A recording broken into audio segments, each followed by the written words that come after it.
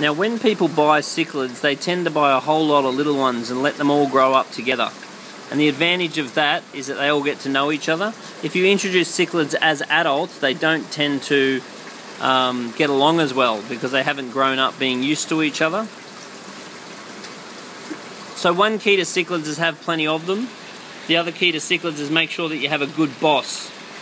Now these particular fish here, the Venustus, are probably the best boss, and they're one of the best first introductions to the tank because they school, they come out, they get all the other fish out, and they're quite friendly, and they're a very good boss. What I mean by boss is that fish keeps all the other fish in line, and as it grows up it's spectacular. It'll get a big yellow blaze across the top, blue face, just gorgeous fish.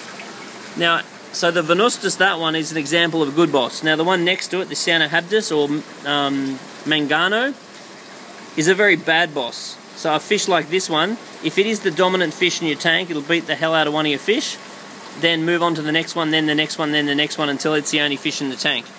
So if you are going to have these fish, the key is also to have plenty of fish, not feed high protein foods like bloodworms too much, and make sure that you have something like this one, the Venustus, that's much bigger, that can dominate the Cyanohabdus. So anyone starting out with a new tank of cichlids, starting with half a dozen small Venustus is very good advice. Get them settled in, allow them to be good bosses, then you can introduce other fish to the tank quite successfully, and you'll very regularly see the Venustus break up the fights. If they see other fish fighting, like if the Cyanohabdus fights with something else, you'll often see a dominant Venustus jump in and break it up. So they're a pretty good sergeant, the army fish. They've got army colours and a bit of an army attitude. They like everyone in line. Attention.